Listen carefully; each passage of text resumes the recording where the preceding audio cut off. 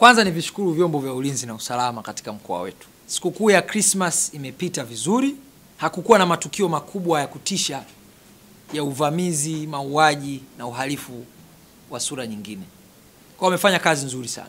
Lakini niwahakikishie wana Dar es Salaam wote, kuelekea sikukuu ya mwaka mpya, vyombo vyetu vya ulinzi na usalama vimejipanga vizuri kuhakikisha kwamba watu wanasherehekea sikukuu ya mwaka mpya kwa amani.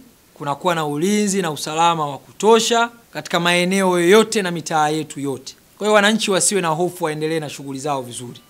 Lakini niwatahadharishe tu kwamba ni vema wananchi wetu wakachukua tahadhari. Wakati wa sherehe hizi wasitoke watu wote nyumbani, abaki mtu kwa ajili ya kuangalia nyumba. Na popote pale patakapoonekana viashiria vya uvunjifu wa amani, basi waweze kutupatia taarifa kupitia vyombo vyetu vya ulinzi na usalama, na hasa jeshi letu la polisi. Tumie fursa hii kuwatakia wananchi wote wa mkoa wa Dar es Salaam sherehe nzuri za mwaka mpya wa 2017. Tusherekee kwa amani, kwa utulivu, na tuendelee kuiombea nchi yetu amani na utulivu, pamoja na kumwombea rais wetu na viongozi wote, ili Mwenyezi Mungu aweze kuwajalia afya, nguvu na maarifa ya kututumikia vizuri zaidi wananchi wetu.